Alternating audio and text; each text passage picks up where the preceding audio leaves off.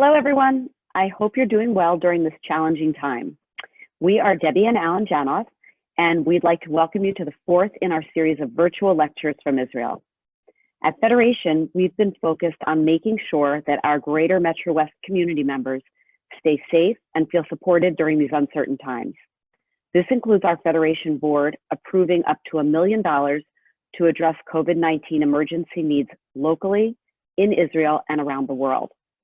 On the ground, our Center for Volunteerism is connecting volunteers with people in need in our community with friendly calls, assistance with shopping and deliveries, and tech support. Our Federation's Next Door lay leadership is leading chargers for chaplains to help collect much needed phone chargers for patients isolated in local hospitals.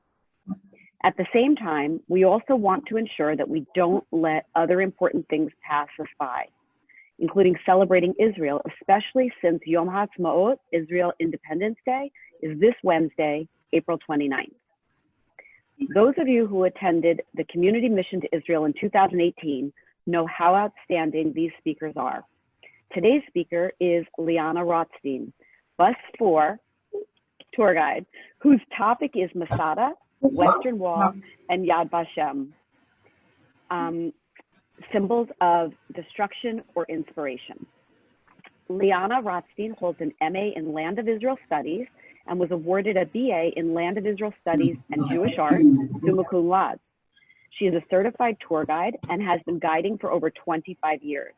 Liana has wide experience in Jewish communal work, including fundraising experience, volunteer recruitment, and lecturing. She has worked with VIP tours and many leading political, national, and Jewish organizations. Liana is an ardent Zionist and deeply engaged in her Jewish identity. Her passion is to share her love of Israel and the Jewish world with others so that they may build a meaningful and long-lasting relationship with Eretz Yisrael, the land of Israel, and Am Yisrael, the nation of Israel. Liana is married and the proud mother of 4 children, one of whom is currently serving in the IDF. Liana will speak for about 40 minutes. She will answer questions at the end of her talk. If at any time you have a question for Liana, please click on the chat feature at the bottom of your screen, and we will collect the questions to ask her. Tonight begins Yom HaZikaron, Israel's Memorial Day, and at 1 p.m. our time, which is 8 p.m. Israel time, a siren will go off in Israel to begin a moment of silence in memory of fallen soldiers and victims of terror. We will end our lecture before the siren so that we can all stand together at 1 p.m. in solidarity with our Israeli brothers and sisters and remember those who lost their lives. We have muted everyone. Please leave it muted for the duration of the call so we can hear our speakers well. Enjoy the presentation and welcome Liana. It is so great to have you here with us today. Thank you very much. I'm just going to share my screen. Hold on one second. One more second. Okay, great. So thank you very much for that beautiful introduction. I am extremely honored to be with you guys today. I have to say that when I first suggested this topic, I had no idea when it was going to be scheduled, but clearly things were meant to be, and the way that it was scheduled on this day, which is Erev Yom HaZikaron, in the midst of the week where we mark both Yom HaShoah, Yom HaZikaron, and ultimately Yom HaAtzmaut, clearly fits in well with a topic that I'm speaking about today. What's important for me to say before we start is that obviously we can have a webinar about each one of these sites, and the point of the talk today is not to speak specifically in detail about each of these sites, but really to use them more as a vehicle or as a framework in order to talk about them more in terms of symbols. So I will give a brief sort of historical overview about each of them, and then we're going to dive a little bit deeper into the topic at hand. So thank you again for joining me, and we'll start. So obviously, of the 3 sites, let's say the oldest is the Western Wall, and what I would like to explore with you first is the Western Wall today, obviously, we know is not only a site of spiritual and religious significance, but as we'll see towards the end of the talk, it is also a site of national significance. But let's try to get a sense of where and how it all started. So if we do a brief sort of historical overview, then we have obviously Mount Moriah, the story of Abraham and Isaac, the binding of Isaac according to Jewish tradition. The summit of Mount Moriah is also where we believe not only God's divinity emanates from, but also where the world was created from. And so on top of that sacred site of the rock of the foundation, after David conquers Jerusalem, his son Solomon builds the first temple, which is what you can see over here. Following that, for about 400 years, the temple stands and is destroyed by the Babylonians. We are exiled to Babylon. We then return after 70 years, and the second temple is built, not the one that you see right now, but a much smaller temple. That temple is then refurbished and expanded by King Herod, which is what you see today. What's important to notice is that they are both built on the exact same location. And unfortunately, not long after Herod dedicates this building, it is destroyed by the Romans. This area stands in destruction for quite a few centuries before then the Muslims come in the 7th century and build on top of the same site, the Dome of the Rock, which is what we know today. And this sort of gives you a little bit of an overview of how, in fact, there has been a continuity for 4,000 years of the sanctity and centrality of this particular site. We're going to explore is how the Western Wall fits in to this whole story. What you can see here is a view of the Western Wall as it was 2,000 years ago. And if you notice what I just circled, this is the segment of the long Western Wall, which is what we call today the Western Wall Plaza. So it's just a very small fragment of the entire length of the Western Wall, which, as you can see, was not a wall of the temple itself, but one of the 4 retaining walls that were built around the Temple Mount area. What's important to note here is that at this time, the Western Wall has no sanctity at all, but in fact is a retaining wall along an important street, which I like to call Wall Street, because possibly Wall Street, in fact, took its name from here or was inspired by it, because this was, in fact, the shopping district. This is where you came in order to change your money. This is where you came in order to buy your sacrifices. This was really the commercial, financial center of Jerusalem. There was absolutely no spiritual significance to the site at all. You can see up close the temple, and you can see that there was one of several entries up onto the Temple Mount Plaza, but in fact, it had absolutely no religious spiritual significance at all. Having said that, after, as I said, a short while after Herod builds and dedicates the temple is in fact destroyed by the Romans. And what I have brought here is an excerpt from Josephus Flavius, who is one of the important eyewitness accounts that we have. What's important to know, we're not going to read the whole thing, but I think what's important to note is how he describes in great detail the burning of the temple, the tragedy, the fact that they started vanishing before their eyes, that there was a tremendous amount of slaughter and blood. It was an extremely violent event. And after the Temple Mount burns, you've got everything sort of boiling. And look at the numbers as well of how many people, in fact, are killed, how many are taken prisoners. This is an extremely significant event, one that one could, in fact, compare in terms of numbers and magnitude to the Shoah, which we just commemorated last week. 1/3 of the Jewish people is massacred, many more taken prisoners, and Jerusalem and Judaism, in fact, changes and is no longer what we know today. Bear this in mind, sort of compartmentalize this in your head, because at the same time as Jerusalem is destroyed, of course, the next important site that we're going to talk about is Masada. Before we do that, I just wanted to point out to you here is that we have, of course, evidence of this great destruction, and we can see that the Romans, in fact, were very proud of this destruction, putting it on coins, putting it on Titus's arch, and in fact, feeling extremely proud of the fact that they were able to destroy. And yet, despite that, they spare absolutely no time, expense, or effort in then heading to Masada in order to take control of the last of the strongholds. So let's talk for a second about Masada. And here you have a picture, obviously, of it. You can see that it's clearly a strategically significant fortress. The first person to recognize the strategic significance is not King Herod, in fact, but one of the Hasmonean kings, Alexander Jannaeus, who's known also as one of the great builders of the descendants of the Maccabees. He is the one who builds it first. He is the one who, in fact, creates a fortress here. It is to here that King Herod comes and brings his family when he has to flee once he is appointed and there is a great rebellion against him.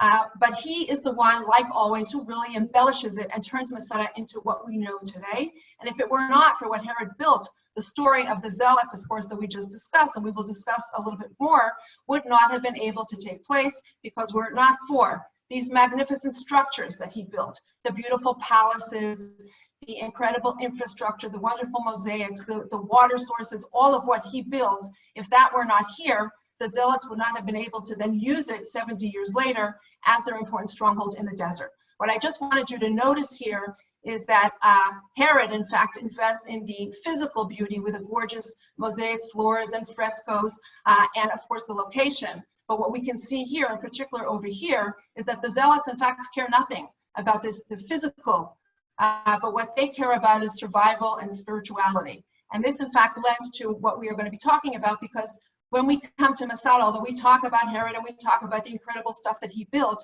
we in fact focus primarily on the story of the zealots and what happened to them. And here again in the bathhouses, with all the latest inventions and developments and arts and architecture, the zealots come there and say, we don't really care about any of this. We need a bath, we need a bench, we will build that to survive. And you have here these two conflicting perspectives, one of sheer beauty, physical comfort, and one which is really more of spirituality and survival. And ultimately it is that allows the zealots to be able to survive for as long as they do. But ultimately, as we know, this story doesn't end well for the zealots. And after Jerusalem is destroyed, and after the temple is burnt, and after our riches are taken to Rome, one might ask, why were the Romans so focused on coming here? Why did they care that there are 960 people on top of a mountain in the middle of nowhere? Who cares? Well, in fact, as many of you know, you do not rebel against Rome and live to tell the story. And therefore, these people who were the first to rebel are also the last to still be standing. And so the Romans come here, they build camps around, they build, in fact, they don't build, right? The Jewish prisoners, the Jewish slaves are the ones who are building it, but they invest huge amount of time and effort in order to build the ramp, which you can see. And ultimately, what is the date that they choose after 8 months of siege to finally attack and vanquish these the zealots? They choose Erev Pesach. They choose the holiday of our freedom. Remember this, because this will be a recurring theme that we're going to be talking about. And so on the eve of Pesach, when we were meant to be sitting down to celebrate our freedom and our exodus, the Romans decide to attack and try to burn the fortress down. And as we know, Elazar ben Yair makes his impassioned speech and convinces everyone that rather prefer death as free people than life, if there were to be one, as slaves and torture under the Romans. And so when the Romans come up in the morning, of course, what they find is they get the mountain, but they don't get the slaves, and they don't get to make a spectacle of the people that they hoped to actually conquer. Why is this significant? Because one would think that this sort of epic story would have made it into every single piece of literature, but in fact, our sources are silent. The rabbis do not talk about Masada. This is not what they want us to be educated on. This is not the type of behavior that they want us to follow. And so Masada, whilst one would think this epic drama would sort of make it through history, really sort of disappears. And so one might ask, how is it that from this sort of epic story of bravery, and one that today one cannot come to Israel and not visit Masada or talk about Masada, how is it that it sort of disappears and basically sort of falls to the wayside? And that is because, as I said, the rabbis had a different story to tell. And so let's go to these rabbis, okay? And we're moving forward in time. And we're talking now about 65 years later, these sort of ideas that the zealots had of Jewish spiritual freedom, national freedom, did not die out with the zealots on Masada. And 65 years later, we have the Bar Kokhba rebellion. The spiritual leader of the Bar Kokhba rebellion is Rabbi Akiva. And Rabbi Akiva, this particular story has become a very important story. He, together with 3 other rabbis, as you can see, go up to Jerusalem. They come to Mount Scopus, which we know is a magnificent view of the city. They come down towards the temple, and what do they see? They see a fox emerging from the place of the Holy of Holies. The temple is destroyed, everything is desecrated. I didn't bring the whole thing, but the rabbis all cry, and Rabbi Akiva laughs, and the rabbis say to him, why are you laughing? There are foxes, it's terrible. How can you even think of laughing at such a time like this? And he says, I am reminded of this prophecy in the book of Bicha that talks about foxes coming through the destruction of Jerusalem, and here it is, I see alive, and therefore other prophecies of the redemption of Jerusalem will in fact also be realized. And as we know, Rabbi Akiva dies, and Bar Kokhba dies in Beitar. Please remember that name as well. And the story does not end well for us. What is amazing is that you think that foxes walking around Jerusalem may just be used as a metaphor for destruction. But if you look at the next slide, these are pictures that were taken last August. And last August, there were foxes walking around Jerusalem, walking around the ruins of the Second Temple. Quite eerie, one might say, because what does it say about these prophecies? But clearly, it was grounded in reality. Foxes do live in Jerusalem. They are here. And yet, after this sort of epic event, what ultimately happens is that Hadrian, as we know, after he puts out this rebellion, has had it with these Jews who keep rebelling, changes the name of the city, changes the name of the province to Palestina, kicks the Jews out, does not allow them access other than on one specific day, and that is, of course, Tisha B'Av. And so where are the Jews allowed to come in order to see? Not the Western Wall. Note, we are not yet at the Western Wall. They are allowed to come up onto the Mount of Olives and view the Temple Mount from the east. Okay, I've quoted here sort of a verse from Genesis, but the idea is raise your eyes, look out, see it from afar, because you cannot, in fact, access it from close. And the Western Wall is not yet in anybody's mindset at all. So how does it happen that from this sort of, as I showed you, a Western Wall that is not significant, not at all in anybody's sort of frame of reference, how is it that it transitions to become this sort of central place today? Well, this doesn't really happen until the Ottoman period. Believe it or not, it takes many, many centuries. Up until the Ottomans, the Jews sort of come and go. They are primarily around the eastern and the southern walls and don't really have access. But once the Ottomans conquer the city, and Suleiman the Magnificent recognizes the potential of not only the land of Israel as being this sort of land bridge between east and west, but also recognizes the Jews as a potential commercial commodity. Remember that is soon after Columbus, when he sails the ocean blue, right, the Spanish Inquisition. And so one of the amazing traditions, and you can see that I brought something here from the 19th century, which is talking about something that dates back to the 16th century, that they in fact have what they call an old firman, an old permit from the Sultan of Constantinople, that we as the Jews are allowed not only to approach the Western Wall, but that we in fact have special privileges at the Western Wall. There's even this amazing story. It's of course a legend, but it just shows you, how Sultan Suleiman the Magnificent is exalted. He, at every cost, wants to find this Western Wall, which he's heard is an important site, and he sends his ministers far and wide to find it, and one of his ministers sees this elderly woman schlepping from Bethlehem with garbage and putrid stuff, and she comes to Jerusalem and she deposits it in a place in Jerusalem, and the minister says to her, "What are you doing?" And she says, "Well, it's a mitzvah. We have been commanded that it's a special important privilege to come and to pour your garbage at this particular site." And so then he understands that obviously this place has some significance. He orders to clear it out. He bathes it with rose water, and lo and behold, the Western Wall is exposed, and the Jews now have access. And we will see that starting from the 16th century and with the development of the Jewish quarter, which is closest to the Western Wall, and the Jews remembering that there is a tradition that says that divinity has never left the Western Wall. This tradition, which dates back to really the time of maybe the destruction of the Second Temple, and maybe a little bit after, was referring to a remnant of the actual building at the time, but has now moved to the Western Wall. And so we see now that Jews come and come in larger numbers, are coming to the wall, are praying at the wall. You can see that men and women together. You can see here that they even take their shoes off, treating it as holy, sacred ground. Remember the story of Moses on the burning bush, where you have to take your shoes off because you are standing on holy ground.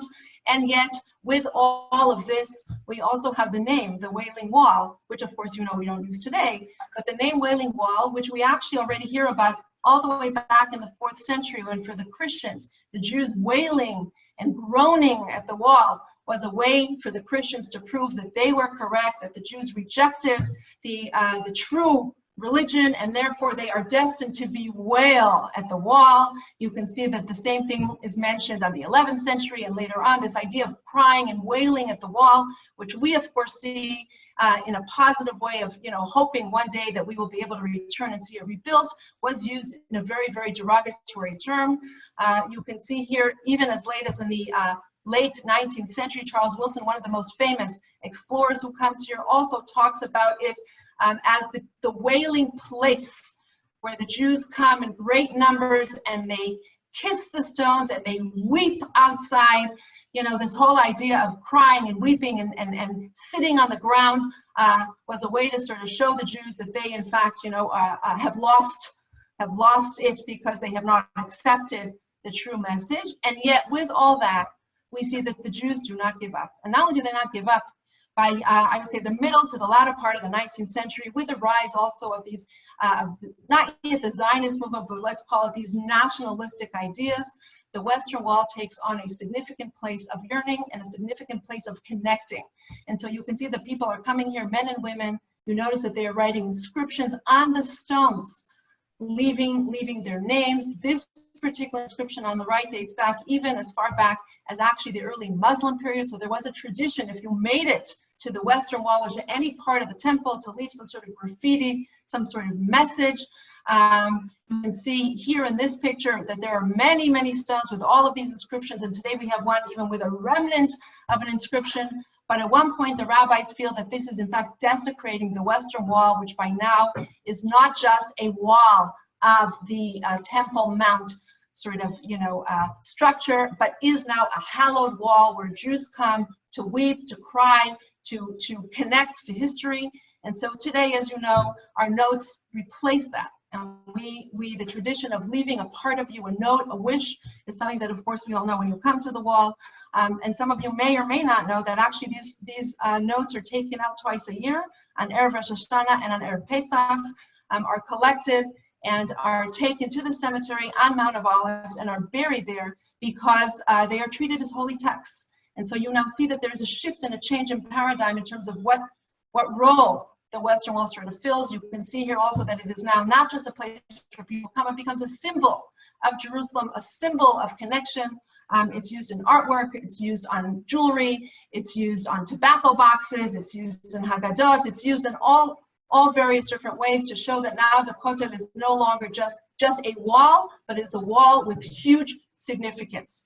And here I brought just a very quick quote, which I thought was beautiful. Zalman Shazal, who becomes our second president when he comes to Jerusalem and first comes to the wall, his words are just unbelievable. You will go down the narrow alleys of ancient Jerusalem and arrive at that wall and stand there. Then you will not only see with your eyes, but you will also feel with your entire being that single eternity in our past. And when your feet enter the courtyard of the wall, here you feel and experience the reweaving of your soul into the eternal fabric of 2,000 years, etc., etc. Here you come from one source, and we all pray as one. This is a place where everyone comes together. You come now as a pilgrim, you come now as a tourist, you come now in order to reconnect. This place now has added significance, and because it is so significant, you can see that there were various different attempts to even try to purchase the wall so that we can in fact have it and not be at the mercy of those who control and run the wall. Ottomans at this point. All of these attempts unfortunately failed, but it shows that there is now an understanding that the Western Wall fills a much more significant central role in the life of the Jewish people. Rises now after the British come to a place of national significance as well, and unfortunately culminates with riots in 1929 between the Jews and the Arabs over the Western Wall, and the British not knowing what to do, as we know, unfortunately enforced the existing status quo from the Ottoman period, put a policeman, write a document, but also have their delegations come and have pictures taken at the wall. The Jewish Brigade comes to the wall. You see now that the wall is much more than just a place where you come and weep and moan. It is a place that has, in fact, national significance of reconnecting.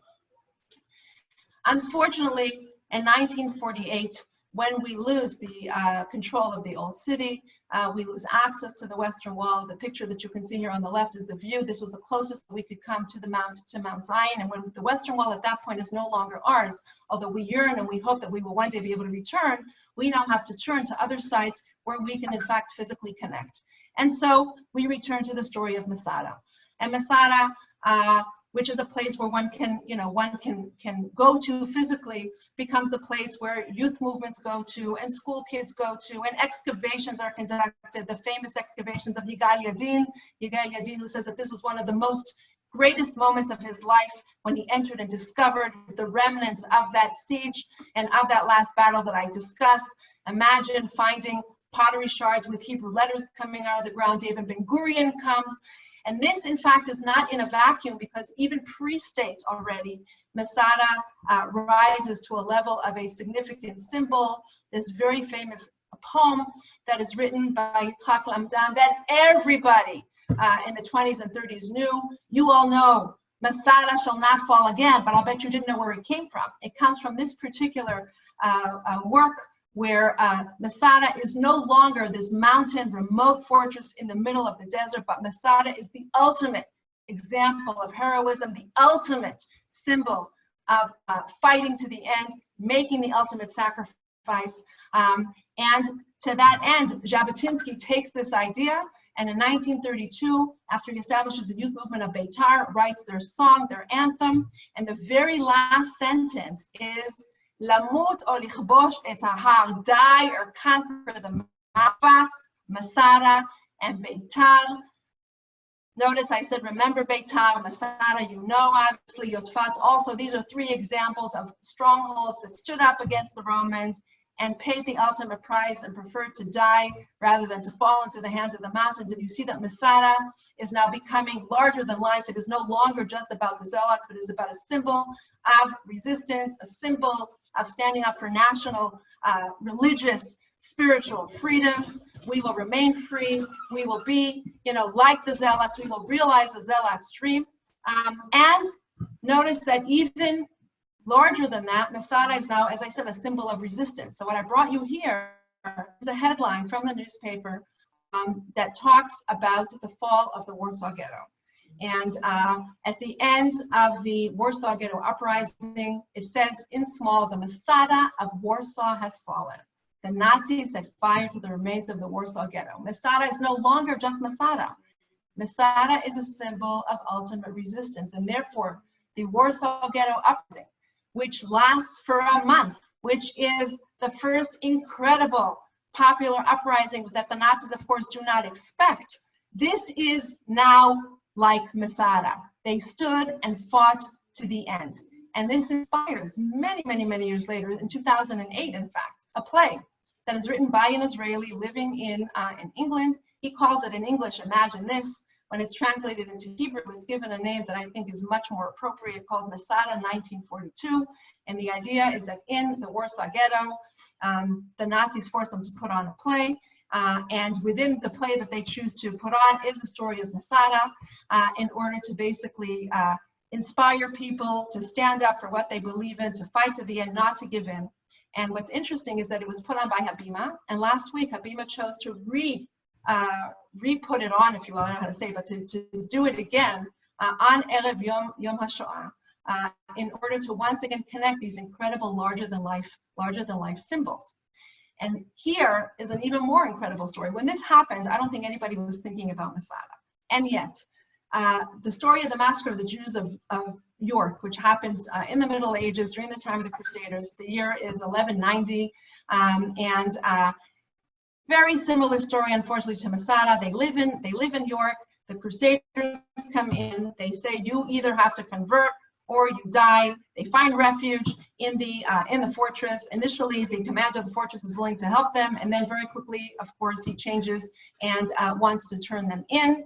And the rabbi who is there eventually, when they see that there really is no choice, convinces them all that they die as free people than fall into the hands of the Crusaders. And the description that you see here that comes from a non-Jewish man 20 years later, I won't read it to you, but when you read it, it sounds as if he in fact read Josephus, as if he is, quoting Elazar ben Yair in the words, I'll just say, we ought to prefer a most glorious death. If we fall into the hands of the enemy, we shall die at their will and amidst their jeers. And so since the life that the Creator gave us, he now demands us back. Let us willingly and devoutly render it to him with our own hands. And what's even more amazing, and the reason I brought it to you, is that a book was written about it in the 19th century. It was translated into Hebrew, called The Heroes of the Fortress of York. And in the 1960s, the television, the educational department of the Israeli television, basically takes images from the book, as you can see, and sort of narrates it. And when it comes to the end, after the fortress, is put to fire and they all die, it zooms out to this picture of Masada. And the quote here is that in York, on the eve of Pessach, that it's Pessach again, the story of Masada happens again. Once again, Masada becomes this epic, incredible symbol of fighting to the end, of standing up for what you believe in and not giving in. And so from this, we now understand why we have soldiers who come to Masada, soldiers who are sworn in at Masada, why military ceremonies are held at Masada, why it is in fact such a symbol, not to preach death, but to preach the idea of fighting, standing up for what you believe in, paying that ultimate price. And how do we connect that? This is, to me, every time I talk about this, is something that is just so amazing. You see the synagogue, you can see some of the amazing finds that were found in Masada, but to me the most important and significant one was a scroll that was found here in this room. You can see the Geniza, the scroll of the prophecy of the dry bones by Ezekiel. And what is this prophecy of the dry bones? Ezekiel was a prophet when we were in Babylon. And when he talks about the resurrection of the dead, when God is going to bring us back at the end of days, beautiful description. If you haven't read it, you should go and read Ezekiel chapter 37, where God, in fact, literally builds the people back together and ultimately breathes life back into them. And then the very last sentence, as you see, is, I will raise you from your grave, and I will put my breath in you, and you shall live, and I will place you in your land. And where are we? We are in our land. We are back home. We are those dry bones that have risen from the dead. We have returned. We are the realization of the dream of the zealots, who unfortunately were not able to realize it. And when you come to Masada today, one of the largest flags is flown high of a scribe who sits writing Torah scrolls, writing the word of God, allowing us to reconnect to our heritage, to our history. We, after 2,000 years, are breathing life back into these stones, into these stories, into this land in the most remarkable way. And notice what you see here at Yad Vashem, the exact same quote. The quote from Ezekiel, I will put my breath in you and you shall live again, and I will place you on your soil. We, the Jewish people who survived, are those dry bones. And so although not everybody survived, and we have unfortunately 6 million who were massacred and murdered, there are those of us who lived to tell the story and are the realization of that prophecy. And in Yad Vashem itself, although it is a place that tells the most horrific events of Jewish history, at the end of the day, Yad Vashem is not built in a vacuum. It is built overlooking the city of Jerusalem, overlooking the landscape. You come out of the museum, and what is the view that you see? The city of Jerusalem, all in front of you. Am Yisrael Chai. We are here. We have survived. We are inspired. Right? The state of Israel was not given to us because of the Holocaust. It was given to us in spite of the Holocaust. And therefore, this amazing story of the Air Force flight over Auschwitz, which is, if you guys don't know the story, in 2003, the Polish Air Force celebrated 50 years, and they invited 15 top air forces. Of course, America was there and Israel was there. And Israel said, we will come on the condition that you will allow us to have a salute of honor over Auschwitz. And of course, the answer, as you can imagine, was no, but Israel doesn't take no for an answer. And after all sorts of machinations, we were able to, in fact, do it. And what you see here are 3 F-15s. In the cockpits, the pilots who are sitting are second generation survivors. And in the cockpits, you have what they brought with them from Yad Vashem were relics, were documents, were photographs of people who unfortunately did not survive. And as they fly over Auschwitz, when there's an entire delegation there of the Air Force standing on the crematoria, what they basically say is, we have risen from the ashes of millions of victims, carrying their silent cries, saluting their heroism, and promising to be a shield to the Jewish people and its land, Israel. Imagine if the state of Israel was established only 10 years ago, what a totally different story we would be telling. But the idea is, again, to be inspired by those who survived, even by those who didn't. Everyone did what they could in order to deal with these most horrific events. And so when Yom HaShoah opens and we have our official ceremonies, notice what you see here in this picture. Of course, we have the Holocaust survivors who are honored. Of course, we tell their stories, but we have our soldiers standing there saluting them in order to connect the fact that we have risen from those ashes. We have created our independent state. We are in fact here. We are in fact not just surviving, but are thriving. And we are in fact that shield that we promised that we would be for the Jewish people. And so when you think about the week and the significance of the week that we are in, and what it in fact means, the mountain of remembrance, and this week encapsulates within it this idea of from Yad Vashem, from Holocaust, through Yom HaZikaron, which will start in about 20 minutes, to Yom HaAtzmaut, the idea that we have risen from those ashes, that we have paid an ultimate price of losing our dear men and women soldiers in our different battles. But we then commemorate and celebrate. And where do we do that? All in front of Herzl's grave, who was the man who said, if you will it, it is no dream. If you will it, it will become a reality. And so we willed it, and we are here, and we're in the midst of this unbelievable week. So you can imagine, when we talk about that week, imagine now if we go back to the Western Wall, when we now have access to the Western Wall after '67, imagine what that meant for these young soldiers who only learned, only dreamt, only heard about the Western Wall, but did not have the opportunity to, in fact, come there and experience it. And so this very famous poem, which I'm not going to read all of it to you right now, but you should definitely take the time to read it, and talks about how is it that paratroopers, these 19-year-old guys, you know, these young, strong sabras, how is it that they, in fact, you know, are crying at the wall? It is because these young boys, okay, understand that they are not just 19-year-old boys in '67 who are capturing the wall, but they are 19 years old. They're actually 19 years young and 2,000 years old, meaning that they are carrying with them all of what we just spoke about, 2,000 years of yearning and hoping and praying to in fact arrive. And that is how, in fact, when you think about it, the Western Wall today is not only a place of prayer, but is a place of national significance, where we have our military ceremonies, where we have incredible gatherings, where we have national gatherings, where we have prayers, where we have people coming in order to feel a physical connection, but where we also have very important ceremonies. Imagine what this means to have a Hanukkah lighting ceremony. We are the modern day Maccabees. We are the ones who have returned.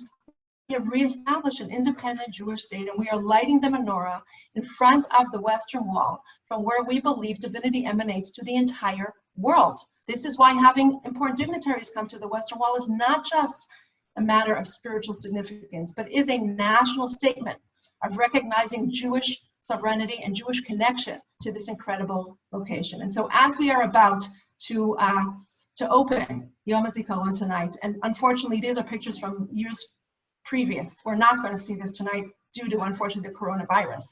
But the idea of opening the Yom HaZikaron ceremonies at the Western Wall, at the place where it all began, at the place where monotheism is born, where we as a people are born, where we in fact come together, where we connect to our history. This is where we are going to begin the commemoration and the honoring of the soldiers who paid that ultimate price just like the Zealots paid the ultimate price, just like Rabbi Akiva and all others paid the ultimate price.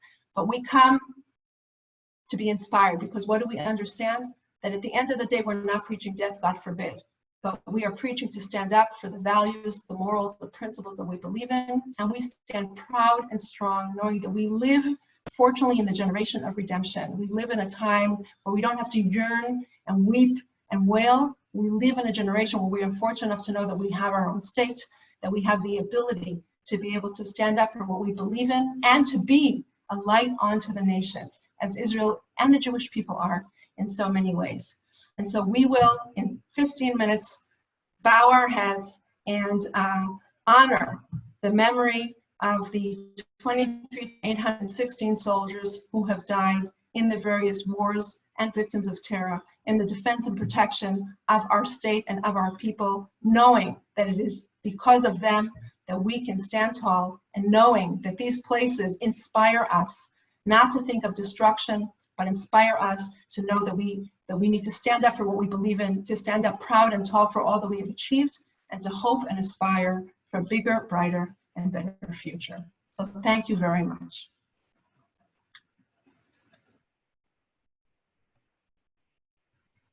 Thank you very, very much, Diana, for this amazing talk. I really learned a lot myself. We have a couple of questions from the chat, and if you have other questions, you are welcome to write it now or to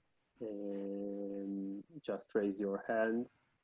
So the first question is about one of the pictures that you're holding something on Masada.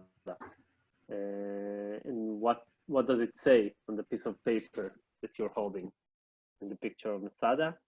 I don't know. Sorry, Amit, I couldn't hear the question. Can you repeat it? Yeah, I said that one of the question is you were holding a paper on top of Masada. What's written on the paper?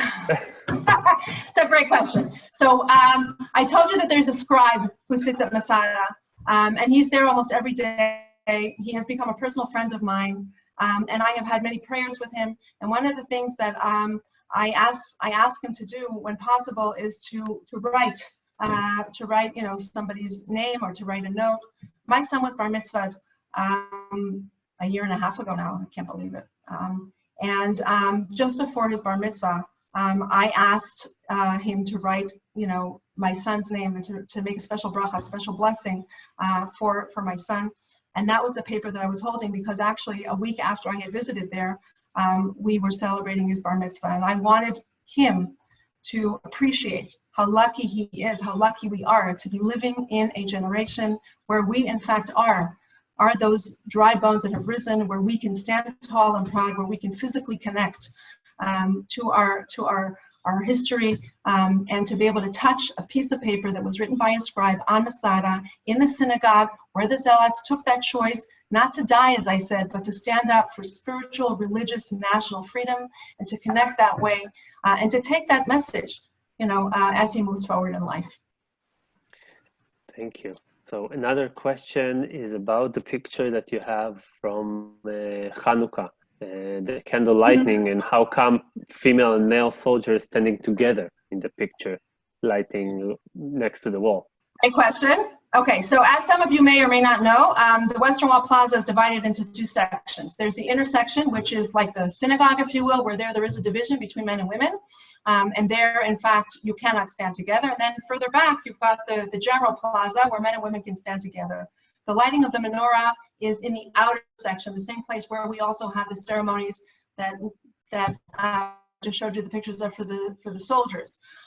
The idea of lighting the menorah and lighting the Hanukkah candles is of national significance, and there is no difference between men and women. In fact, both men and women halachically must light the Hanukkah candles, and therefore the idea of modern Jewish soldiers standing there at the wall, lighting the Hanukkah candles, connecting to a 2100-year-old story. And for those who may not know, the last time we had an independent state was with the Maccabees.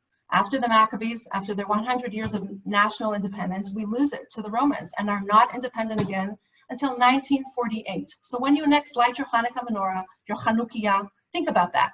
think about the fact that you are not only lighting a Hanukkah menorah to remember the miracle of the oil, but think of the fact that you are lighting a menorah that celebrates Jewish national freedom, that we live in a generation where we can do that as well. And so men and women together do it as part of the ceremony in order to mark that. Thank you. Anyone else have a question about our talk? They're speechless. Yeah, no, I don't know if you read the comments, but everybody say that great lecture, brilliant, thank you. So I'm sharing it as well. Here, another question from Leslie. How are people observed Yom HaZikaron if the cemeteries are closed? Okay, it's a great question. I actually should have mentioned it. I'm picking up my shirt because I want you to notice what I'm wearing. So Zikaron is going to start in 10 minutes, and as many of you know, I would say that this is the holiest secular day of our year. It is holier than Yom HaAtzmaut. This is the day where we all physically connect. In Israel, Memorial Day is a day where everybody knows someone, everybody is connected to someone. It's a very personal day. If I could juxtapose for just a minute, Yom HaShoah, you ask how many people died, we have, the 6 million, and it's very hard for us to name names unless we have, some personal connection or family connection. For Yom HaZikaron, if you were to ask an Israeli how many people in fact died, nobody knows to tell you the exact number. Of course, the number changes, unfortunately, because we keep having new people who die, which is an unfortunate price that we're paying. But you ask them names and everybody can give you the name and the name and the name because this is very, very personal. So it has been a matter of huge debate here in Israel.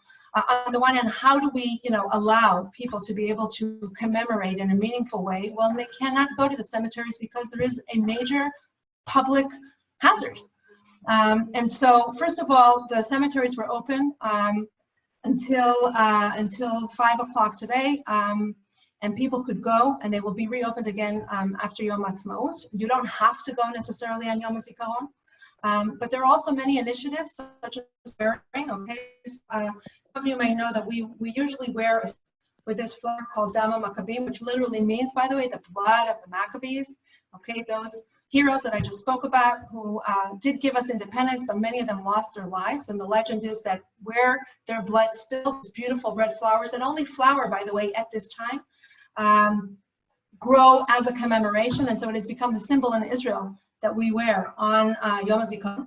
And this flower is an initiative that started last year, rather than wearing stickers that come off and that are not very respectful, to actually wear these flowers. This has been distributed. We, in fact, help distribute them all over the country. And tomorrow, my husband and I are volunteering in order to stand outside of the homes of bereaved families and to salute them and to honor them because they cannot go to the cemetery. There are people who are there for them even when they are in their homes and cannot be with their loved ones at this time. It is a very, very difficult, challenging time, I have to say. It is something that is extremely powerful on the one hand, and extremely difficult. When you're used to going every year, and this is what you want to do. My husband goes every year, twice a year, to his commander's memorial, and cannot go tomorrow. And so not easy, not an easy time. Hopefully some of you will tune in after the siren at 8 o'clock. You'll be able to watch the opening ceremony at the Western Wall. It will be empty. There will be nobody there, but it will be, of course, televised live. And it will be at the wall, and there will be still soldiers standing, at the wall in order to be able to commemorate, but in a very, very minimized way. And this is a time where we can come together like we are now. There are advantages when you can have people come together from all over the world in order to show solidarity and come together, which you cannot do when you are physically at the cemeteries. And so there are many, many Zoom meetings, in fact, of various different families who are opening and sharing their stories, and people are joining to give them support and to hear their stories so that they can share them further. I have to say that this COVID-19, has been very challenging, but it's really also brought out some unbelievable, beautiful things, not only in Israel, all over the world, but I can speak here because that's how we're feeling. We are going into lockdown tomorrow, in fact, and will not be allowed to leave our homes until Thursday morning. once again, so that people stay at home and are not walking around and are not congregating. But after that, things are actually, lightening up a little bit, and people will be able to go out. People can go to work. There's a little bit more movement here. But Yom HaZikaron and Yom HaAtzmaut will be commemorated en famille, as we say, in family. But in the broad family, look, all of us, 121 of us, are one big family commemorating and coming together as well, which is really quite amazing, I think. So last question before we continue. Ron asking, are the Zealots are really heroes? They killed so many other Jews in Jerusalem. So that's a wonderful question. I think it's a matter of perspective. I think the issue of the Zealots is not so much who they are in terms of what they did, because yes, they were mercenaries. They certainly killed people. They were, killed people for political reasons. I think you're absolutely right that they are certainly, debatable. But I think that what they stand for and what they represent is really the issue. And the issue is that these people believed in spiritual freedom, in national freedom, in religious freedom, and they were willing to do whatever it took to stand up for the values that they believed in. And so my message tonight on the Erev Yom HaZikaron is, we might, debate the methods, we might debate, the means of getting, but the idea is, what are the values and principles that you hold dear, and what are you willing to do for the things that you hold dear? And it is that I think makes the story of Masada significant. I don't buy into the postmodernist thing. It's not a question of whether the Zealots are heroes or not. The question is what they were willing to do for what they thought was right. And today, in this day and age, when we, as Jews, face tremendous amounts of, I would say, challenges, it's a very relevant question. What are we going to do in our families? What are we going to do in our communities? What are we going to do worldwide to stand up for the things that we believe in, and to make sure that those messages get out there strong? And we're going to do that right now when we stand together as one people, as one nation, as one heart, in order to commemorate those who paid that ultimate price, so that we can be having this beautiful conversation with the flag behind me, and be able to stand as proud Jews around the world. Thank you very much, Leanne. Your passion and your, about Israel and Zionism is contagious. It's amazing. It's really fun to hear and to see. So thank you very much. It's my pleasure. So I think we're going to transition in a few minutes, and so we're gonna stand together as one for the siren. And we'll go for Debbie for a minute, and then back to that. Okay, perfect. So do you need me to reshare so that you can do it? Yeah. Thank you, Liana, and thank you all for joining us. I know for Alan and me, it was really unbelievable and special, first of all, to hear Liana, but also to see so many of you participating. It's not too late to register for upcoming tour guide lectures. Our next lecture will be on Thursday, April 30th at noon, and that's with Bus 6 tour guide, Revital Sneider. Her topic is UNESCO World Heritage Sites in Israel. Please visit our Celebrating Israel page on the Federation website to learn all about the wonderful programming this week to celebrate Yom HaAtzmaut, Israeli Independence Day. And please, if you are able to join us in making a gift to the 2020 UJA annual campaign, it is the fastest and safest way to make a difference now. Your gift will care for the most vulnerable in our greater Metro West community, locally and in Israel, and will literally save lives during this crisis. Stay safe, stay healthy, and we look forward to being together soon. And stay with us on the line to commemorate Yom HaZikaron at 1 p.m., which is in just a minute, as we stand together for a moment of silence in memory of fallen soldiers and victims of terror.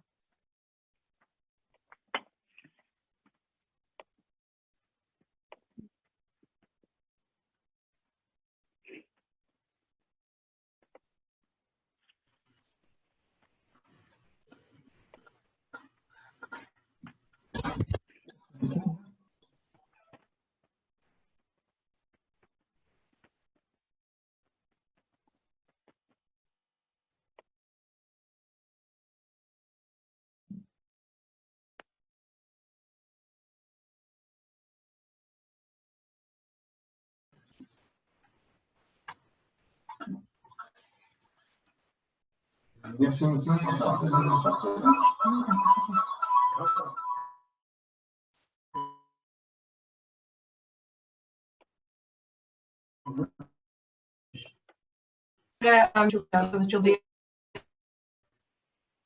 And we'll open the window. Perfect.